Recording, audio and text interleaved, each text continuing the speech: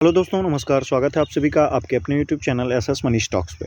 दोस्तों, आज की क्लास में हम विकारी तथा अविकारी शब्द के संबंधित कुछ महत्वपूर्ण प्रश्नों का अध्ययन करने वाले हैं, जो कि आपकी परीक्षा की दृष्टि से काफ़ी महत्वपूर्ण है। ठीक है, तो इसी के साथ आज की क्लास को शुरू करते हैं, जिसमें हमारा आज का पहला प्रश्न है कि निम्न में से विकारी शब्द कौन से हैं? क्रिया विशेषण, संबंध बोधक, विस्मयादि बोधक, तत्सम तद्भव, देशज विदेशज, संज्ञा सर्वनाम, विशेषण क्रिया, या इनमें से कोई नहीं।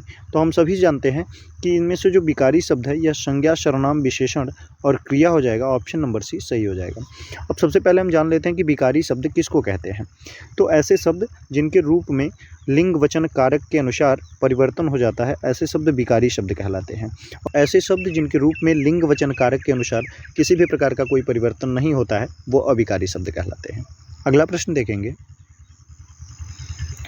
अगला प्रश्न हमारी स्क्रीन पे कह रहा है अविकारी शब्द होता है सर्वनाम, अव्यय, संज्ञा या विशेषण। तो हमने अभी देखा कि संज्ञा, सर्वनाम, क्रिया और विशेषण जो है ये प्रकार के विकारी शब्द होते हैं, अतः अव्यय जो हो जाएगा यह अविकारी शब्द हो जाएगा। ऑप्शन नंबर बी हमारा इस प्रश्न का बिल्कुल सही आंसर हो जाएगा। अगला प्रश्न देखेंगे। अगला प्रश्न कह रहा है निम्न शब्दों में से कौन सा शब्द क्रिया विशेषण है? क्रिया विशेषण कहने का मतलब है, क्रिया विशेषण हम किसको कहते हैं? तो ऐसा शब्द जो हमारी क्रिया की विशेषता को बताता है वह क्रिया विशेषण कहलाता है। तो नीला, धीरे धीरे, सूर्योदय और विगत, इन दिए गए ऑप्शंस में से जो धीरे धीरे हो जाएगा, ऑप्शन नंबर बी, यह हमारा इस प्रश्न का बिल्कुल सही आंसर हो जाएगा कि जो है ऑप्शन नंबर बी एक प्रकार का क्रिया विशेषण शब्द है। अगले प्रश्न की ओर बढ़ेंगे।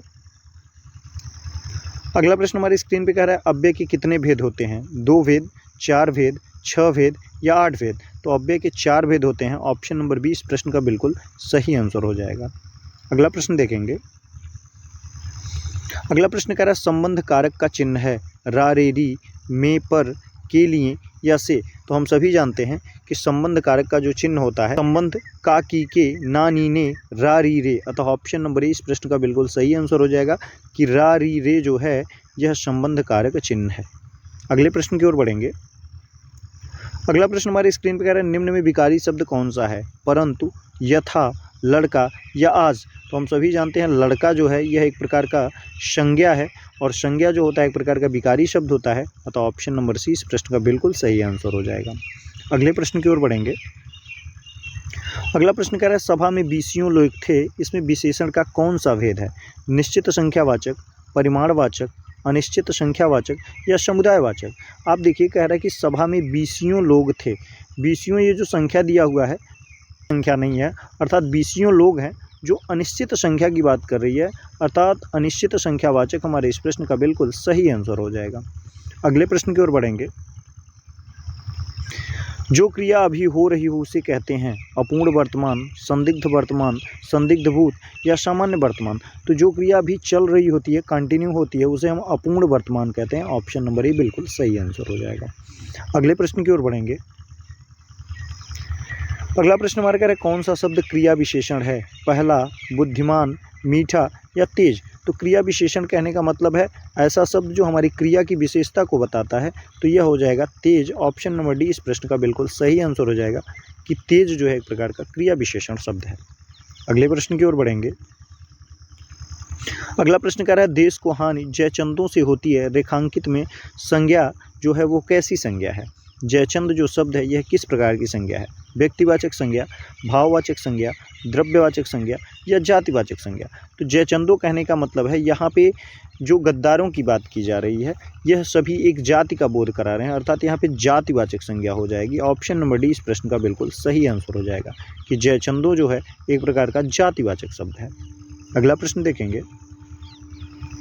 अगला प्रश्न हमारी स्क्रीन पे कह रहा है व्याकरणिक कोटियों से अप्रभावित रहता है अव्यय, सर्वनाम, संज्ञा या क्रिया। तो हम सभी जानते हैं कि व्याकरणिक कोटियों से अप्रभावित रहने वाला जो शब्द होता है उसे हम अव्यय कहते हैं। ऑप्शन नंबर ए बिल्कुल सही हो जाएगा क्योंकि संज्ञा, सर्वनाम, क्रिया और विशेषण ये जो होता है इन शब्दों पे लिंग वचन कारक के अनुसार जो होता है इनके रूप में प्रभाव पड़ता है, और जिनके ऊपर प्रभाव पड़ता है वह जो हो जाते हैं विकारी शब्द हो जाते हैं, और जिन शब्दों के ऊपर प्रभाव नहीं पड़ता है वह अविकारी शब्द हो जाते हैं, वो अप्रभावित होते हैं, अतः यह अव्यय होते हैं। ऑप्शन नंबर ए बिल्कुल सही हो जाएगा। अगला प्रश्न देखेंगे।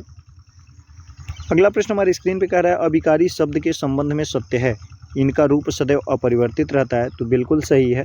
अभिकारी शब्दों का जो रूप होता है लिंग वचन कारक के अनुसार इनमें किसी भी प्रकार का परिवर्तन नहीं होता है, अतः यह क्या होते हैं, अपरिवर्तित होते हैं। दूसरा ऑप्शन कह रहा है इनके 4 भेद होते हैं, तो ये भी बिल्कुल सही है कि अभिकारी शब्दों के जो है 4 भेद होते हैं। तीसरा ऑप्शन कह रहा है इन्हें अव्यय भी कहा जाता है, तो ये भी बिल्कुल सही है कि अभिकारी शब्द जो है अव्यय भी कहे जाते हैं। अतः ऑप्शन नंबर डी हमारे इस प्रश्न का बिल्कुल सही आंसर हो जाएगा कि अभिकारी शब्द के संबंध में उपयुक्त सभी कथन जो है सही दिए हुए हैं। अगले प्रश्न की ओर बढ़ेंगे।